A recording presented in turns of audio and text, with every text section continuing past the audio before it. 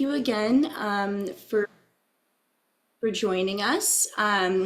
This is the second webinar in the Southwest Regional Food Business Center's quarterly webinar series. We're very excited that you all can join us for this webinar today on farm to school partnerships.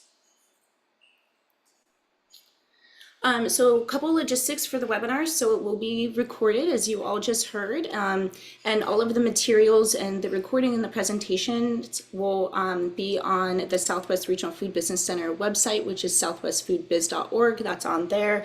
And there will be time for Q&A at the end of the webinar, but we do encourage you all to ask questions in the chat. Our speakers are going to be responding to those as they come in. So we do encourage you all to use that. And next, I would like to introduce you all to Tracy Celio. If you don't already know Tracy, she is a rock star. Tracy is the project manager for the Southwest Regional Food Business Center. She comes with a wealth of experience, actually working in school gardens too, so I'm sure this subject is close to heart for her. So I'd like to introduce you all to Tracy. Tracy, go ahead. Thanks so much, Grace, and hi everyone. Thank you for being here on this Farm to School month. We're so excited to have the second Regional Food Business Center webinar in our Southwest region. And to get us started, I'm hoping you'll put in the chat also, what kind of activities you might be doing for Farm to School month. I know folks are really busy, and I just want to recognize the work that you're all doing. I know there's challenges and successes, and we want to celebrate both of those. And we also want to bring you accessible tools to bring farm to school. So with that, go ahead and put in the chat if you have anything you want to share that you're doing around farm to school this month. And I want to just briefly talk about the 3 pillars of the Southwest Regional Food Business Center. We are working towards technical assistance, coordination, and capacity building. And so I'll start right in the middle there with our pillar of technical assistance. And so we're providing technical assistance directly to small and mid-sized food and farm businesses. And we also work with those food value and supply chain, value-added products and anything along the supply chain to really build out food and farm businesses that are ready for the next, generation of farm to table. Secondly, we identify priority areas for our technical assistance. And then that ties in with, to the left there, capacity building. So we have 2 pathways within the regional food business system for funding, and these are grants. We will offer TA, so technical assistance tied grant funding to food and farm businesses that work with our technical assistance partners in our region. And then secondly, we'll have competitive awards that are open across all of the states, and those will be coming out on a rolling basis. So be looking for those and spread the word about the work that we're doing. And then last, I want to highlight the coordination that we do under the center. We coordinate across geographic areas. We really want to get information to farmers and business owners about funding opportunities, learning opportunities, conferences, workshops. All of that's curated on our website and also in a newsletter. And we also want to, simplify understanding for folks on, how to access different opportunities. We're also a regional hub, and we really want to highlight templatable resources, checklists, things that will make your work easier. And so we hope, and at the end of this presentation, we'll have a QR code and you can join our newsletter and go check out our website. But we hope that you'll engage with us, and we also hope that you'll find the center a resource for you all. So with that, I'm going to jump in and introduce our speakers. We have 3 fabulous people with us today, starting with our partner in Utah. We have Natalie McHale, and she's with the Utah Department of Food and Agriculture in the Office of Farm to School. Next slide, we will have a video from our partners, the Community Alliance of Family Farmers and Claire Tauber, who will talk about some of their programs and what they've been doing with funding that they've received from the USDA. And then finally, we will have Carrie Kramer, who works with USDA Food and Nutrition Services in the farm to school office. And so we'll get a high level of what kind of activities the USDA has underway. And then we'll open it up for questions and answers. So with that, I again just thank you all for being here, and we'll turn it over to Natalie. Hi there. Thank you, Tracy. So my name is Natalie McHale, and as she mentioned, I'm with the Utah Department of Ag and Food as a farm to school specialist. And I'll share a little bit more about how our chapter is structured. So you can actually move forward a couple slides. Perfect, right there. So our mission within Utah is to enrich the connection communities have with fresh, healthy food and local food producers by changing food purchasing and education practices at schools and preschool. So there's a lot within there. So we like to break that into three categories. So the first one would be local procurement. So we aim to equip schools and just youth programs in general with the necessary tools to incorporate local ingredients into their menus. Ultimately to enhance nutritional value of the food students eat, and then also, of course, support our local farmers. The second is school gardens, so providing support for schools to build community gardens and offering hands-on learning experience that connects students to the food system. And then, of course, last but not least, we have education, which we believe agriculture and nutrition as well should be integrated into the education model within schools. And with that, we want to see what is on our plates replicate or tied into the curriculum as well. So next slide. So this is how our team is built up. We are multi-agency, state agency collaboration. So Danny Perez is our farm to school specialist within the Utah State Board of Education. So historically, that was always the overarching organization that really pushed farm to school throughout our state with, of course, a ton of amazing partners like extension and nonprofit agencies. But Danny is really our expert in the child nutrition realm. So if there's any questions there, I can either ask Danny at a later note and get back to you or answer to the best of my ability. But she is definitely our expert there. And then my role came about a year ago, and I'm with the Utah Department of Ag, doing a lot of the marketing, outreach, social media, and then also just keeping a tab on what's happening in the ag community. We have a lot of, networks within Utah Department of Ag and have a lot of reach within with talking to farmers and hearing about their needs and just learning about how we can better connect them with schools. So next slide.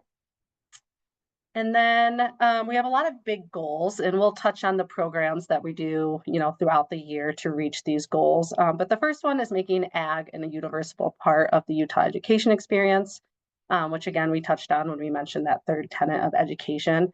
And then second is increasing market opportunities for all small producers through education, communication, and infrastructure. And really, the ultimate goal there to accomplish those goals is to build a network. So on the next slide, we'll touch on kind of the day-to-day initiatives we're doing and kind of the fun ways we build that network.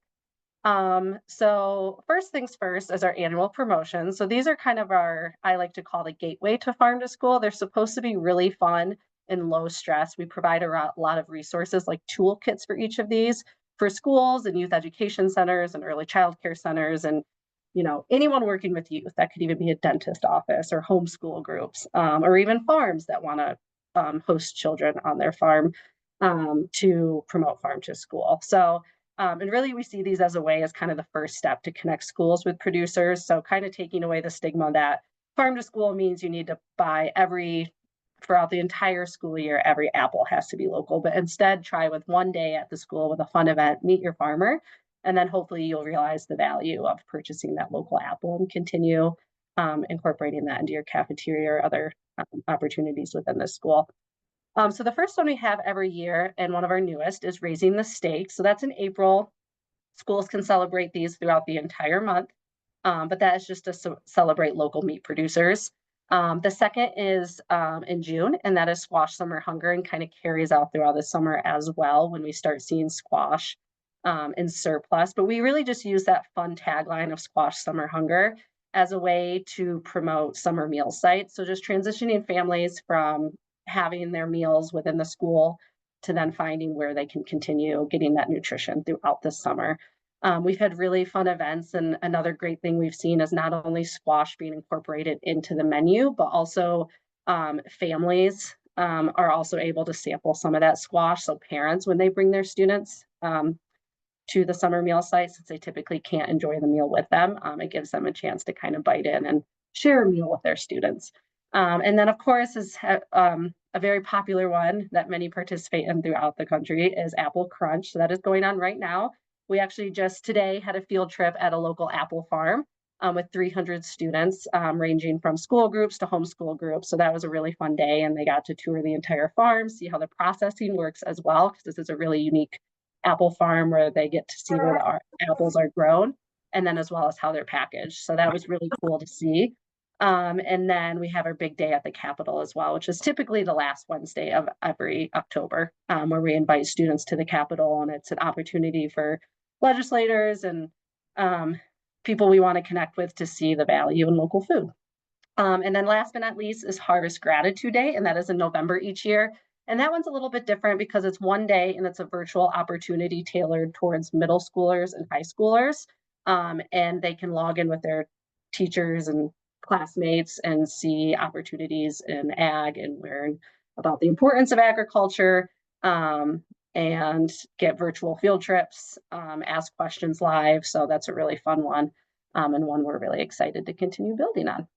Next.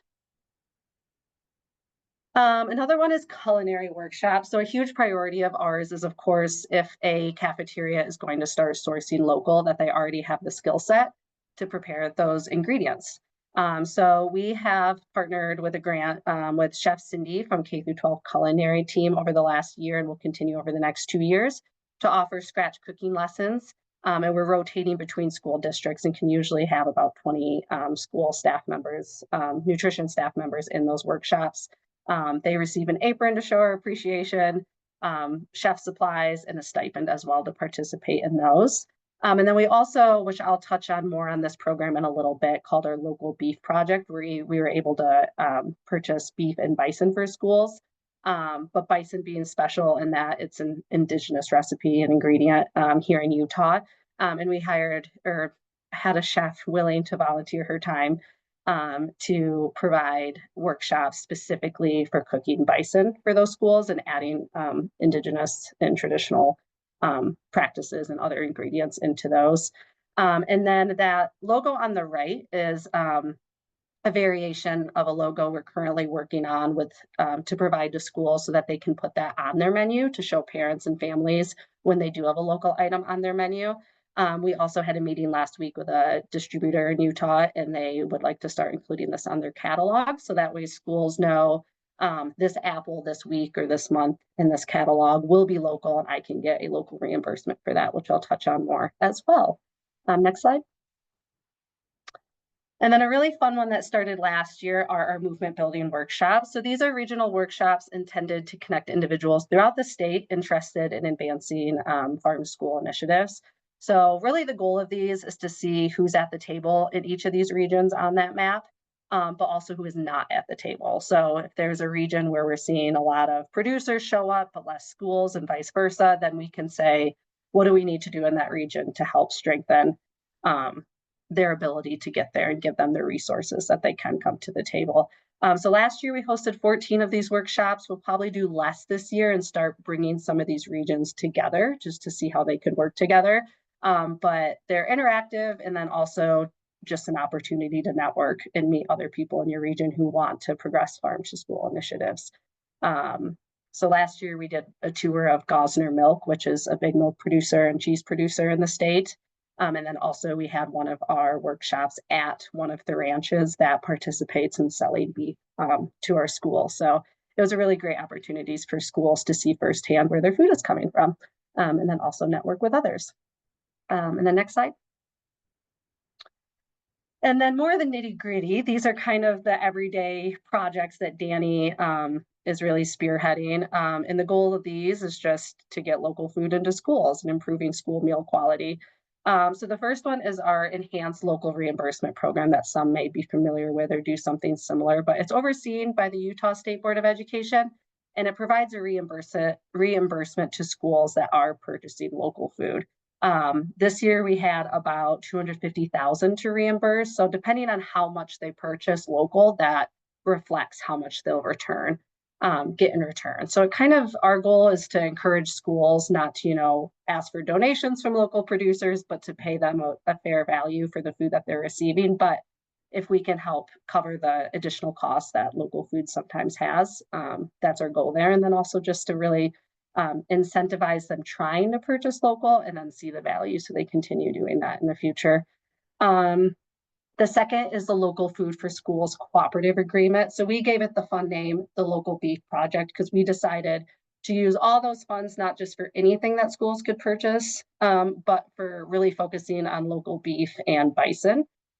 It's been great because it's allowed us to really tailor our focus on one commodity within Utah and really get to know what ranchers want to be selling to schools, have the capacity to be selling to schools, and then what the schools need from the ranchers as well, whether how it's packaged or shipped and labeled, things like that. So this has been really an amazing experience. We had just under $2 million and we're continuing it throughout this year. We're also able to do the bison as well to add a really great extra touch and support the Ute Bison tribe, which is in southern Utah. So that's been a really awesome program to see unfold. And then last but not least, up and coming. So things we have on the docket, just one of the many, is an ambassador program we're looking to launch. So our goal there is to previously, when I was talking about the movement building workshops, there was a map. We would love to have an ambassador in every single one of those regions just to help show that it's not just Danny and I who are pushing farm to school, but it's a statewide initiative, and have those ambassadors on the ground who know their regions and their community and just tell us, what we can be creating resource-wise that will help them to spread the word, but also, just help us kind of engage their communities and know how we can tailor farm to school to their needs. We have very rural areas within Utah and then areas that are more populated. So just being able to meet their needs and know who's there and how we can help. We also are in the early stages of creating a virtual network since we can't get around the entire state every day on a regular basis. And also because we recognize there's a lot of awesome things happening within farm to school that we don't hear about. And we want to help spread the word and tell the rest of the community about it so they can replicate that or just give them praise. This is kind of a virtual way to bring everyone into an online network. They can share their own resources if they create them. They can ask questions, not just from myself and Danny, but also other school teachers or other cafeteria staff or other farmers, or a school could say, hey, where did you get your local apples from? And another school can help. So just really trying to tie those loose ends together into one virtual place. Also a great place to find resources. There's endless opportunities with it. We're in the very early stages. We are soft launching it right now with our Apple Crunch month, just to kind of get the resources on there and hear what people want to see. So yeah, that's all I have for you today, but I'm happy to answer any questions, or if any come up throughout the rest of the presentations, I'll be here. Great. Thank you so much, Natalie. Really appreciate that presentation. I love all the graphics that are included in there, and I'm sure I'm not the only one. So yeah, thank you again for that. Next up, we are going to play a video. So please bear with me for a minute as I pull this up.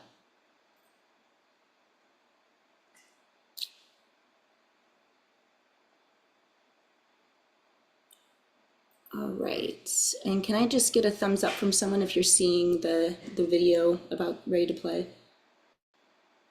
Not yet. Not yet. What about now? Nope. No? Okay.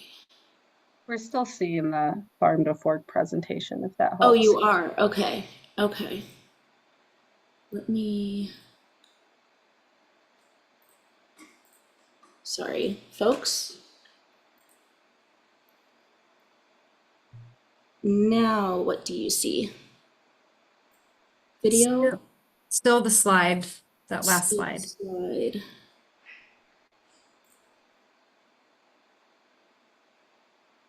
Okay, sorry about that, everyone.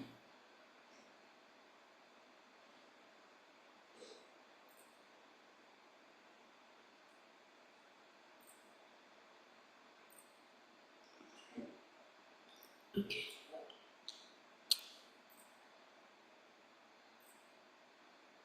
I swear I had this all going when we did the the tech check. So thank you all for your patience. How are we looking now?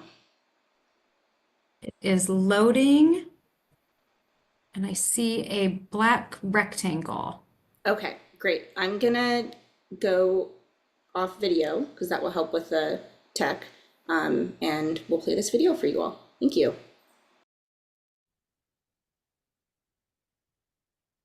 Hi, everybody. Thank you to the Southwest Regional Business Center for inviting me to this panel. I'm sorry I can't be there in person to join you all, or at least virtually in person. The other presenters are wonderful, so I'm sure that you've either been having or are in for a treat with them as well. My name is Claire Tauber. I'm the Farm to School Manager at the Community Alliance of Family Farmers. The Community Alliance of Family Farmers is an organization that's been around for about over 40 years, that works with direct on-the-ground programs with small-scale family farms, as well as policy advocacy. We do a wide range of things, ecological farming services. I'm on the farm to market team looking for new market opportunities for small-scale farmers, which is why I've been invited here today. Super excited to talk about farm to school because there's so much opportunity for growth in farmers' businesses if they're starting to get into a more wholesale market. And CAF, or Community Alliance of Family Farmers, or CAF, is what we call it. Our farm to school program has been around for about 20 years. We helped start the California Farm to School Network back in the day, which is now held by the California Department of Food and Agriculture. They have 16 plus awesome staff members that are helping kind of push this market avenue forward. So it's a pretty exciting time to be gaining momentum in getting better produce on kids' plates. As I'm sure people have said so far in this presentation, it's great because it, invests in local economies, really can be a stable sales avenue for farmers when it's done well. And it really increases the quality of the food that the students are getting. So, it has many challenges, but it really can be a win-win. So I'm going to talk a little bit about kind of the two main focuses that CAF works in, or in the farm to school space, and just some general successes we've seen, as well as some challenges, kind of goes without saying. So the first realm in which we're focused right now is on procurement support. And it's a little bit more nitty-gritty, and less fun, I guess, than some other aspects of farm to school. But I would say procurement has a really high impact. And when I say procurement, that's supporting food service directors on how they can purchase large quantities of produce from a small scale farmer. So we've been developing a software called the Bid Generator, which essentially works like a TurboTax, that food service directors can plug in their information and it pops out a contract that they use to purchase produce. And something that's unique about schools compared to other wholesale markets is that school districts have many, many regulatory hurdles that they have to jump through in order to get produce. And so by cutting down on the time required to make some of these contracts, the goal is to make it easier for them, as easy as possible, to buy directly from a farmer or from a food aggregator. We've seen a lot of success and a lot of opportunities for smaller scale farmers with working with food hubs or aggregators, because as you can imagine, volume can sometimes be a big volume, delivery, logistics, those can be really big sticking points, I think, from working with especially a larger district, say they're trying to feed 20,000 kids a day. That might be challenging for, a farmer on 2 acres to, grow enough tomatoes to service that all. But with working with a values aligned aggregator instead of like a big big distributor, excuse me, it can really help kind of bridge that gap. And we've seen some of those successes. For example, I guess a year ago now, Natomas Unified School District was able to write a contract that was awarded to Spork Food Hub out here in Davis. I'm based in Sacramento, so it's close to me.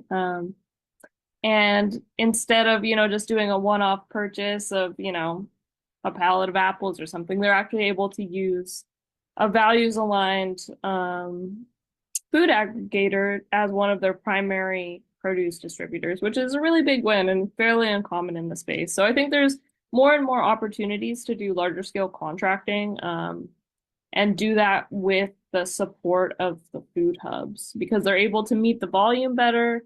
The farmer is still getting a better price than if they were to go through a larger scale distributor.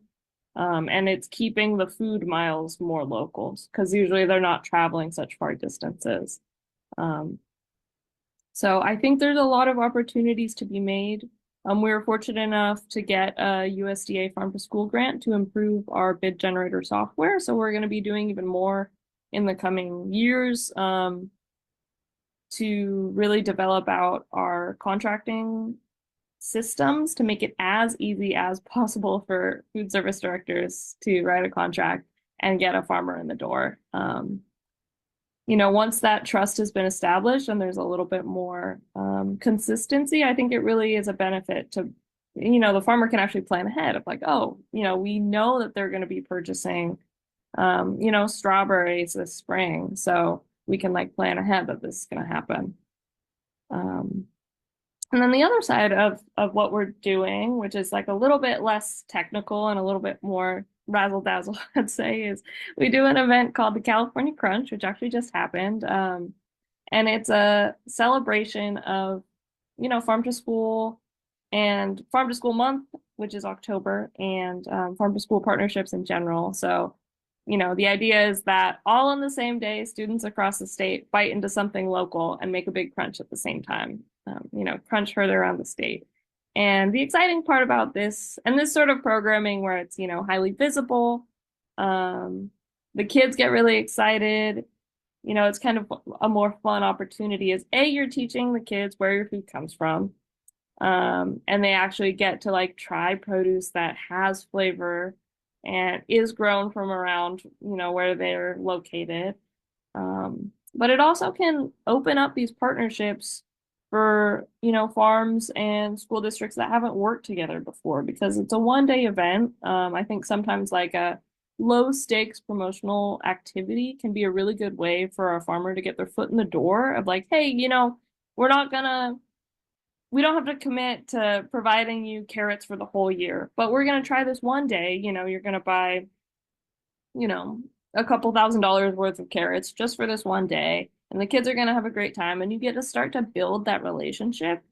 And so that's one of the big aims of the California Crunch. And, there's lots of other organizations and people that are doing other types of farm to school promotional events that I think can be a great avenue for a farm to say, just try it this one time. Let's see how it goes. Because it's a lot of it is just building the trust, like I always say, it's the hardest job sometimes to get farm to school programs going because you're trying to work with the two busiest people ever. You're working with farmers who don't have much extra time, as you know, and you're working with food service directors who are, also booked to the gills. So I really think it's a labor of love. And we've seen many like exciting partnerships start to come out of this. So if you're a farmer and you're interested in, the buzz around farm to school, wondering what it's like, I would just say, start small, start, with the school districts that are around you. Sometimes a cold email or a cold call is all it takes. Sometimes it'll take a little bit more, but there's a lot of us out here to help kind of make those connections. The logistics can be challenging, but if we find a food service director who's interested in putting this high quality stuff on the cafeteria line, and a lot of them are, usually with some persistence, it's able to happen. And we've seen a lot of these partnerships really blossom and turn into long-standing relationships. And there's more and more examples across the state of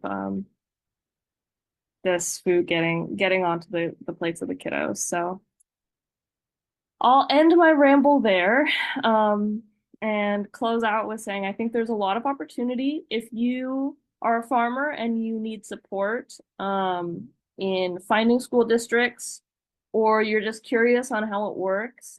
Please reach out. My email is claire@caf.org. I'll pass it on to Grace so that it can be put up on the screen or wherever the information's shared.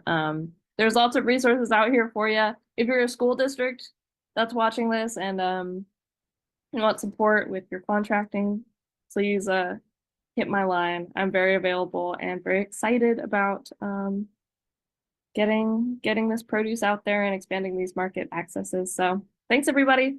Talk to you later. All right. Thank you all for sticking with that. I know it's kind of hard sometimes to watch a video and not be able to ask, questions in real time, but I did leave Claire's email there in the chat if you have any questions for her. And with that, I will turn it on over to Carrie. Hello, thanks, Grace, and thank you to the Food Business Center for inviting me to speak with you today. I'm Carrie Kramer. I am one of many farm to school specialists. I think there's a few of us on the call here too. You might see dropping things in the chat. I'm with the Western Regional Office of Food Nutrition Services, based out of Oakland, California.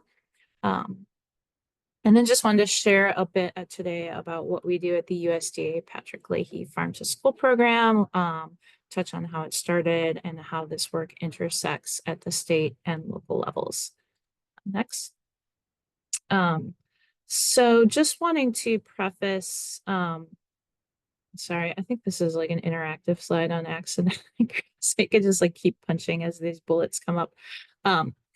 We talk a lot about farm to school, but just making sure that we're including everyone and that our efforts, and I think everyone's efforts in this work, is to bring local foods to all child nutrition programs, such as not only the school lunch, but also school breakfast, the summer feeding program, and what we term CACFP or ECE Head Start centers, feeding the little ones. So just some terms on here that we often see that can all mean the same, and getting local foods into our child nutrition. And these are some pictures just as we go through. One of our roles here in USDA is we like to go out to sites and visit. So these are just a few highlights of some ECE and school lunch centers, some outdoor teaching kitchens, and some classroom grow towers. Next. So at the federal level, talking about how farm to school started with USDA. In 2010, things kind of really started shaking with the Healthy Hunger Free Kids Act, which provided $5 million a year in mandatory funding for the farm to school grant program.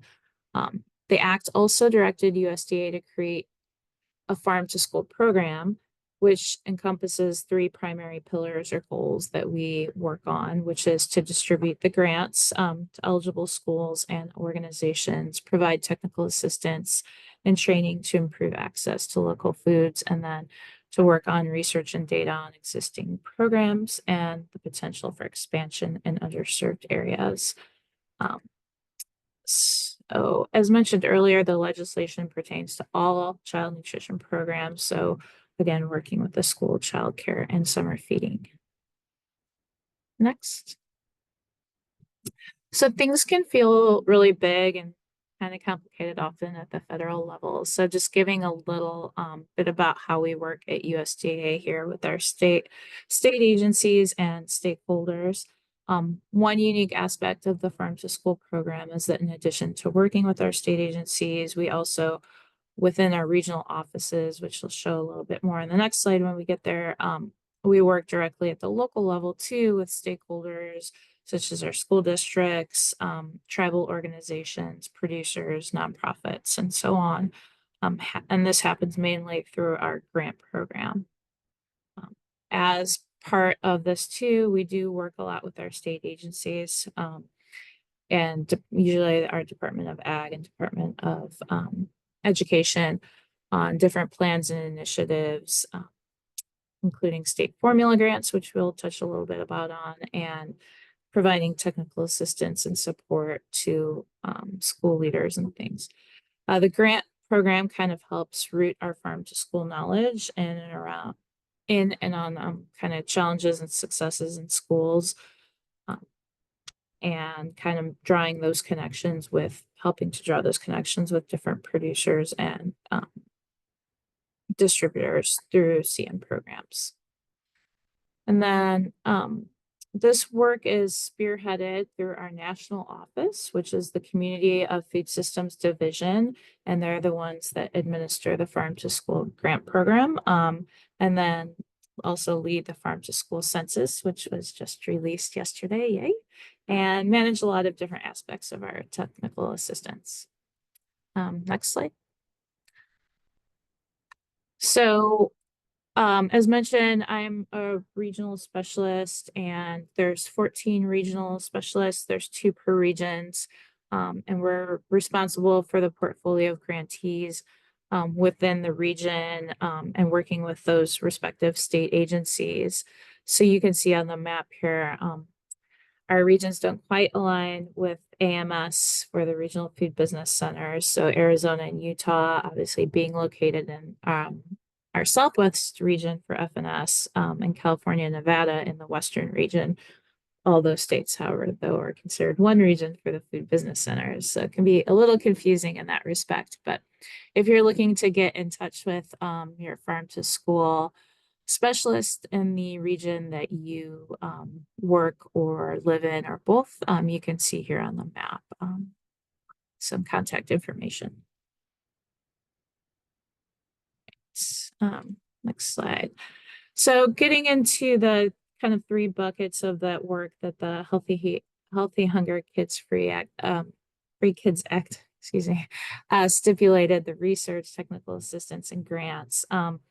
The research we'll start with is a main focus in that area is the Farm to School census. If you're not familiar, the census is an online survey that was sent to all school food authorities, basically the school districts that running the child nutrition programs. For those that participate in our National School Lunch Program, it was sent to all across all states and territories, and it was sent in 2023.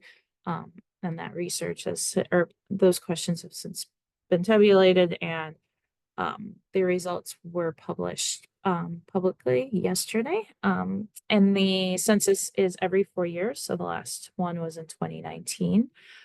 The census kind of asks about participation over 30 different farm to school activities, and kind of 3 main categories: procurement and serving of local foods, the promotion of local foods, and then education around local foods. And you can see at the national level, so from this new census, it was reported that schools were spending close to 1.8 billion on local purchases, which is about 17% of their total food spending. And while Farm to School is a great, sorry, actually, next slide, we'll go on. And so some of the other things, the census looks at how school food authorities are purchasing local foods for school meals, types of local items that they're spending dollars on, and so on. So I just picked some 2 interesting topics I thought was how, and these are nationwide results on how school food authorities or SFAs fund Farm to School. And then seeing a nice increase in schools that have increased their farm to school activities over the last 4 years from 2019 to 2023. And then I did a quick peek at some of the top local foods by spending dollars for the Southwest region. And just curious if anyone has a guess that they'd like to drop in the chat on what they think the top local item that was purchased for schools was for Southwest region. See if we get any good guesses. It was the same item for Arizona, California, Nevada, and Utah.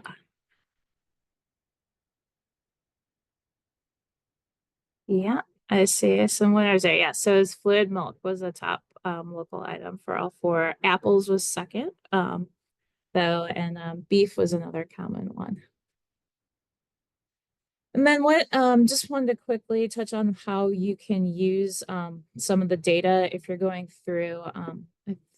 We can put some links in the chat. I think someone may have put them in too on where you can find the census results and info on your particular state. And you can drop down to the individual regions as well to see data for your specific school district maybe.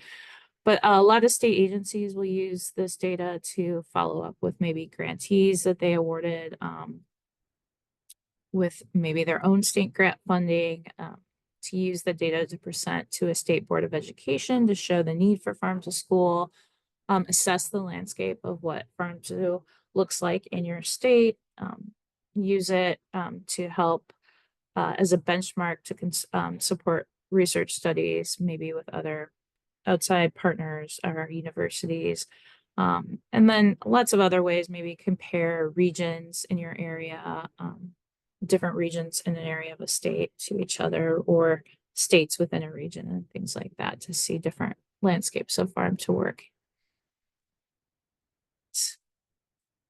And then our second bucket of work, technical assistance. I would say a lot of this falls in maybe procurement and policy work that we work closely on with different states across the nation. Most recently, the geographic preference rule would be an example of recent policy change. The final rule that was published in July that expands upon the original geo preference option that now allows geographic preference as a specification. So that's really exciting. Other technical assistance provided that we kind of work closely with our partners at National Farm to School Network and the National Center for Appropriate Technology on bringing farm to school trainings. These are to help provide trainings for producers and school food service about procuring local foods. We support states with workshops, conferences, policy regulations, lots more. We also have an array of great fact sheets, which you can see on the next slide.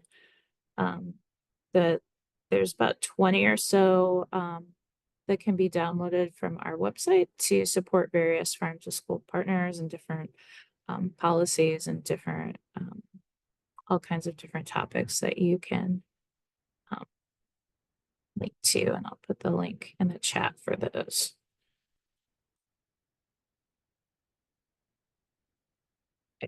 And then another on topic recent announcement that USDA has made in partnership here, or that's being administered by AMS, is the continuation of the local food for schools funding. So this is really exciting, brand new, not too much information except to say that for right now, I should say, but that 1.7 billion was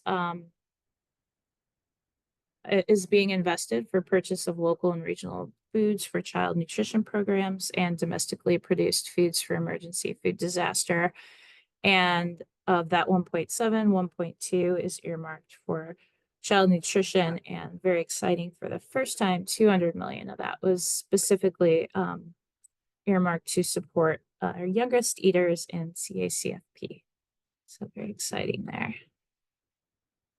And then the next slide, our last bucket of work here at USDA is our grants. And so you just heard from Claire on the video from CAF, who received our most recent 2024 grant award, and our farm to school grants help school programs get started or maybe expand existing efforts and really support and fund a wide range of activities from training, planning, partnership building, menu planning, school gardens, you name it, lots of different things, field trips. So award amounts vary by track. We have 3 different tracks, including the turnkey, state agency track, and implementation track. And this is, we are, I think, entering our 12th year for fiscal year 25, and we hope that the RFA should be released very soon, early this fall. So be on the lookout for that if you're interested in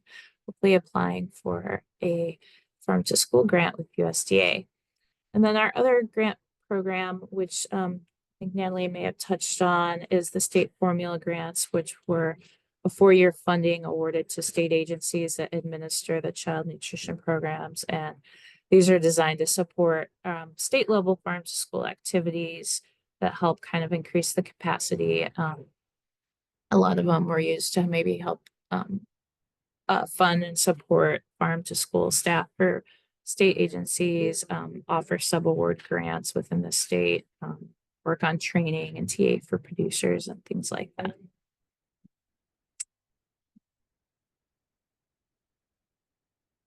And then lastly, if you'd like to stay up to date on any relevant information on child nutrition, farm to school news, please make sure you subscribe to our newsletter, The Dirt. That's all I have. Thanks very much for having me.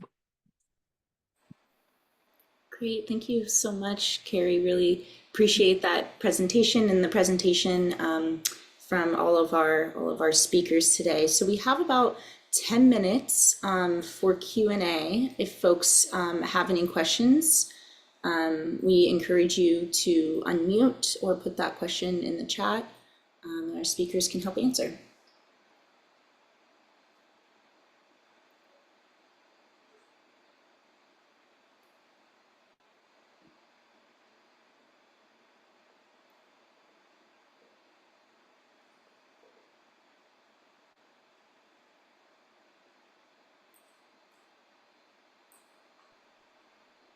So there's a question in the chat. Does anyone on the call have ideas on how to build community support for a regional farm to school program?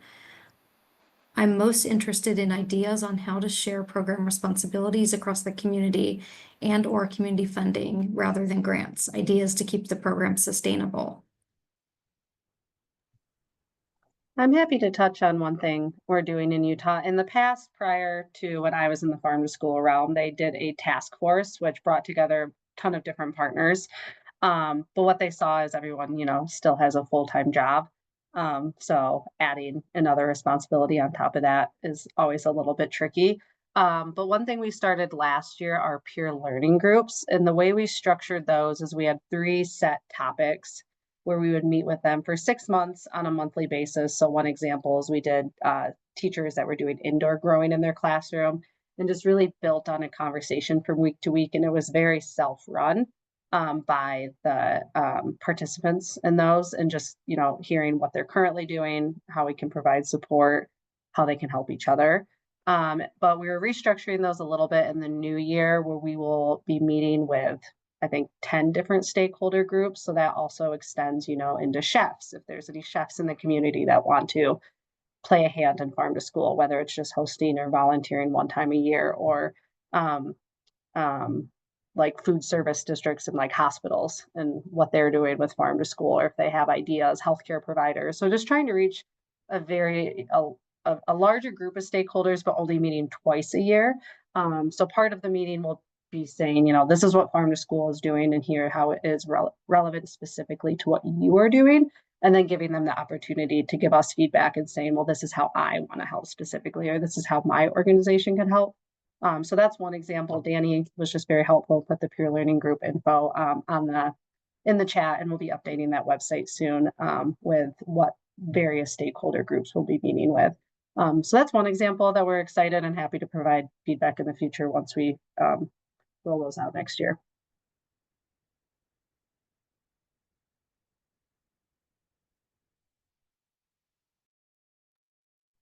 Thanks, Natalie. There's Yeah. another question. How does a chef make partnerships with schools and farmers? I was just going to highlight too, to just go back quickly to the previous comment. I worked with, and we highlighted a presentation from someone in Oregon who had been sustaining a farm to school program for 18 years without any grant funding. And her kind of story of success was really building clubs at the school that she was working at that really kind of built a lot of community and support with doing the work around having these, I think she called them culture clubs, and then also really leaning in on the support of local businesses to help with donations and building out school gardens and things like that. So that was mine. And I saw somebody put brigade as a great example. That's a good one. I've seen some programs that include local chefs that will come and give cooking demos in school or after school, or maybe run an after school culinary club that is highlighting a lot of local seasonal produce and things like that. Not sure if others have some tips.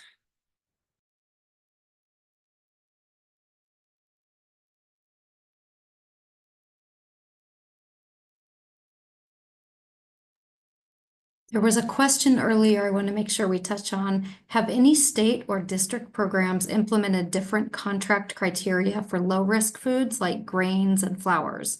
Scale is critical for us. WRT, price and distribution.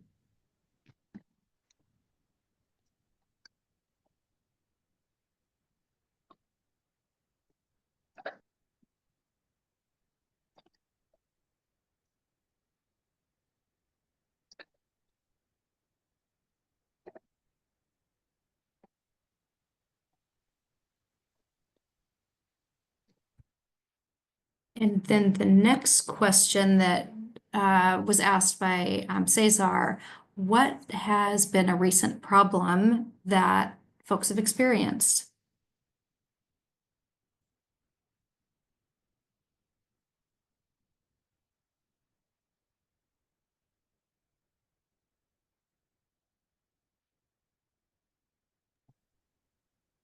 I don't really think there's a specific problem. This is Natalie.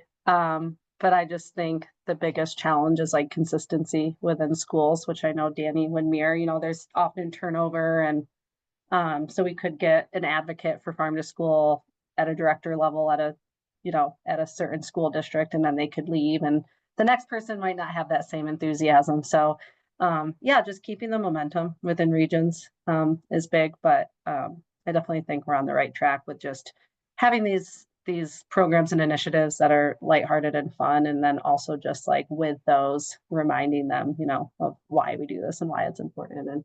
And it's just hard because it's definitely a cultural shift that you need to make within districts. So just remembering that it's not going to happen overnight as much as we want it to is the biggest hurdle. I think that's great. Yeah, having those champions is critical to your success. Yeah, great point, Natalie. Emmanuel is asking, schools contracting out to third parties, either due to staff capacity or lack of infrastructure, has come up for us. I wonder if that's a challenge others face as well. And then to that point, I wonder if anyone has a success with schools contracting out to third parties and either finding a third party that perhaps works within our farm to school framework, or perhaps another pathway.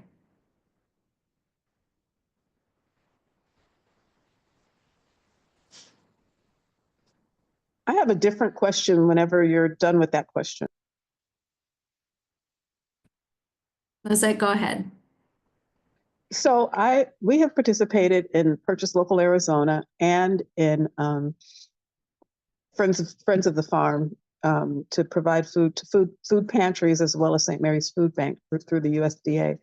And I'm wondering where would you start? Like that, this was a lot of information, and I must say that I had some issues and was disconnected for a minute. Maybe you said it then, but where would the very first place you'd start as a small local family producer to get into schools with all the information that you shared? Where would the entry point for a small producer like me be? And do we have our Arizona representative on the call that might want to speak to this question?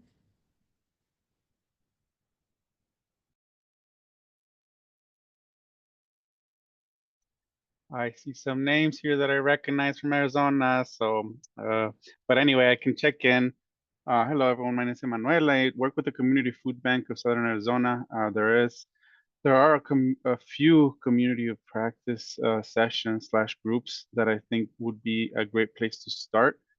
I missed the name. I'm sorry, but maybe yeah, if you want to send me an email, I'll go ahead and put my email in the chat. And us personally, I think being the community food bank, we have quite a few connections already with organizations and schools that procure, but this work has been happening since like 2015, 2016 for us, and that kind of like allowed us to kind of like use the funds for stuff that we were already doing. So it's easier for us because we already have the framework set up. Right now, what we're interested in is increasing capacity as far as what products or produce we're able to provide, so that then the schools can actually pick from their list that we send them and say these are the things we want.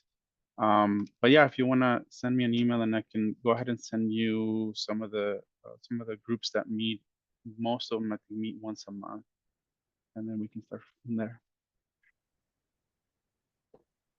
Thank you. If I may, I can chime in on this as well. This is Danny for the Utah State Board of Education. I collaborate a lot with Natalie.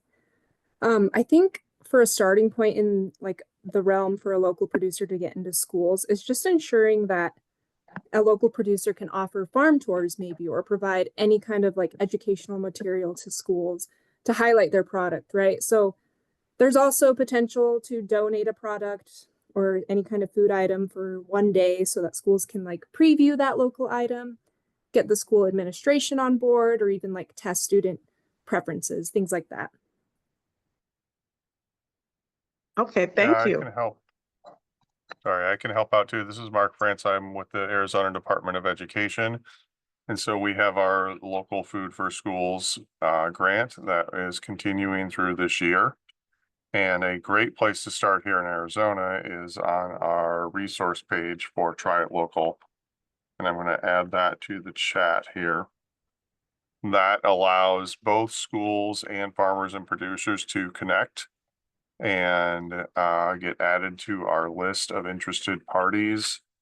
So I would start there. You can fill out the interest form and let us know that you are a farmer or producer interested, and we can pass that along to interested schools.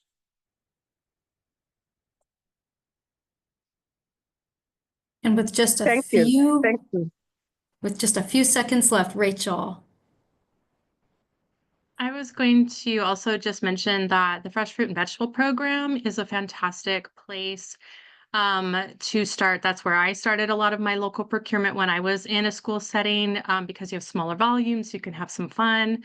There's the educational component, and that can be a great place to also expand your relationship building with schools. And I will invite anyone that wants to come to the Arizona Farm to School Network community of practice around local procurement. We're called the Local Food in Schools community of practice.